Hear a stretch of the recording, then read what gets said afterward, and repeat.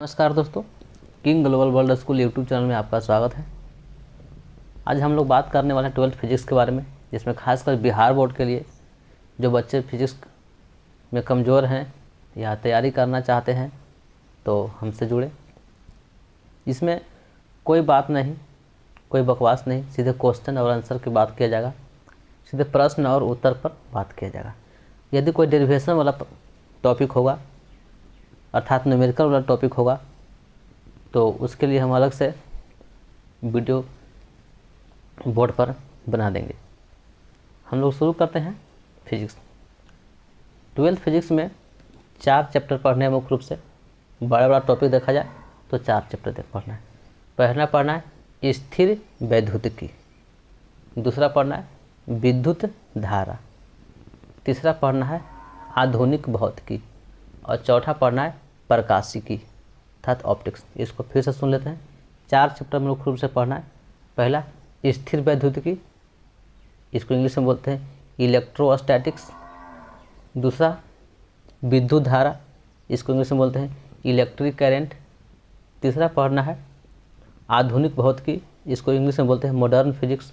और चौथा पढ़ना है प्रकाशिकी ऑप्टिक्स। तो इस वीडियो में हम शुरू करते हैं पहला स्थिर विद्युतिकी के बारे में। स्थिर विद्युतिकी या इसको इलेक्ट्रोस्टैटिक्स या स्थिर विद्युतिकी, स्थिर विद्युत भी कहते हैं। तो स्थिर विद्युतिकी है क्या? तो स्थिर विद्युतिकी भौतिक विज्ञान की एक ऐसी शाखा है जिसके अंतर्गत स्थिर आवेश के बारे में अध्ययन किया जाता है। अर्थात आवेश होगा तो वह स्थिर आवेश होगा और उसके बारे में अध्ययन करेंगे तो स्थिर विद्युतिकी में हम लोग उसको शामिल कर लेते हैं। तो स्थिर विद्युतिकी का परिभाषा आप लिख सकते हैं कि भौतिक विज्ञान की वैसी शाखा जिसके अंतर्गत रुका हुआ आवेश के बारे में अध्ययन करते हैं। कोई आवेश है, चार्ज है, तो वह रुका हुआ है, उसके बारे में अध्ययन करते हैं। अब स्थिर विद्युतिकी ने हम लोग को भी मुख्य रूप से 3 चैप्टर पढ़ने हैं। स्थिर विद्युतिकी में मुख्य रूप से हम लोग को 3 चैप्टर पढ़ना है। पहला चैप्टर पढ़ना है हम लोग के विद्युत विभव और क्षेत्र। फिर से विद्युत विभव और क्षेत्र, इसको इंग्लिश में बोलते हैं इलेक्ट्रिक पोटेंशियल एंड फील्ड। दूसरा चैप्टर पढ़ना हम लोग के गॉस प्रमेय, इंग्लिश में इसको बोलते हैं गॉस थ्योरम। और तीसरा चैप्टर पढ़ना है धारिता और संधारित्र, कैपेसिटर एंड कैपेसिटी। तो इसमें हम लोग स्थिर विद्युतिकी में 3 चैप्टर में से पहला चैप्टर शुरू करते हैं। पहला चैप्टर हम लोग को पढ़ना है विद्युत विभव और क्षेत्र के बारे में। यदि वीडियो अच्छा लगे आप क्वेश्चन आंसर साथ साथ लिखते भी चलिएगा।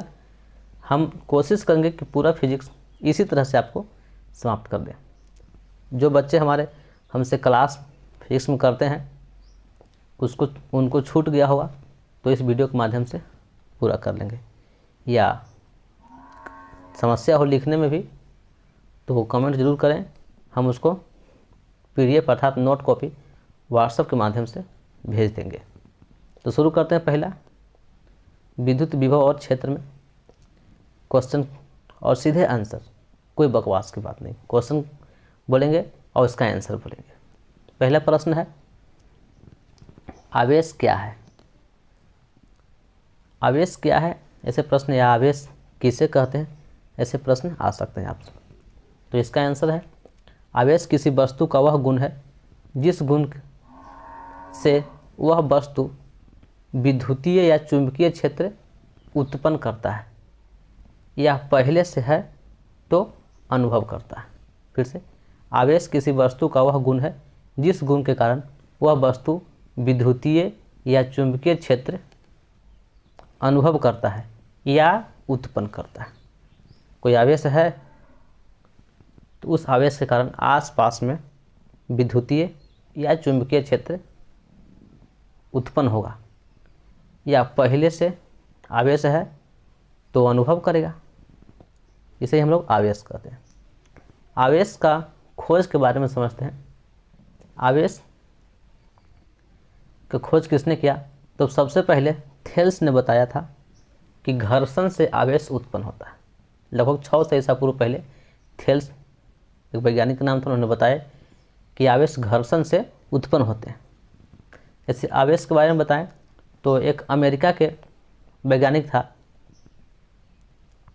वो पतंग उड़ा रहे थे, और पतंग उड़ा रहे थे तो रेशम के धागा रहता है, तो रेशम के धागे के साथ एक लोहा के कील या चाबी पतंग के साथ भेज दिए, और भेजने के साथ वह जब समेट रहे थे डोरी को अर्थात धागे को, तो चाबी से घर्षण होकर के उनको हल्का करंट मारा। उस वैज्ञानिक का नाम था बेंजामिन फ्रैंकलिन। अर्थात बेंजामिन फ्रैंकलिन ने बताया कि बादलों में भी आवेश होते हैं। बताइए क्या जी, कि बादलों में भी आवेश होते हैं। यही प्रयोग को दोबारा प्रयोग कर रहे थे रूस के एक वैज्ञानिक रीचमैन। फिर से उन्होंने क्या किया, एक पतंग उड़ाए, उसमें भी उन्होंने चाबी भेज दिया धागा की सहायता से, और फिर से लपेटना। जब घर्षण हुआ तो उनको इतना करंट का झटका मारा को रीचमैन प्रयोग करते ही उनकी मृत्यु हो गई।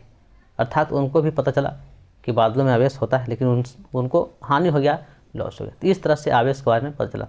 फिर आवेश 2 प्रकार के होते हैं, डुफे ने बताया। अर्थात आवेश 2 प्रकार के होते हैं, डुफे ने बताया कि आवेश 2 प्रकार के होते हैं।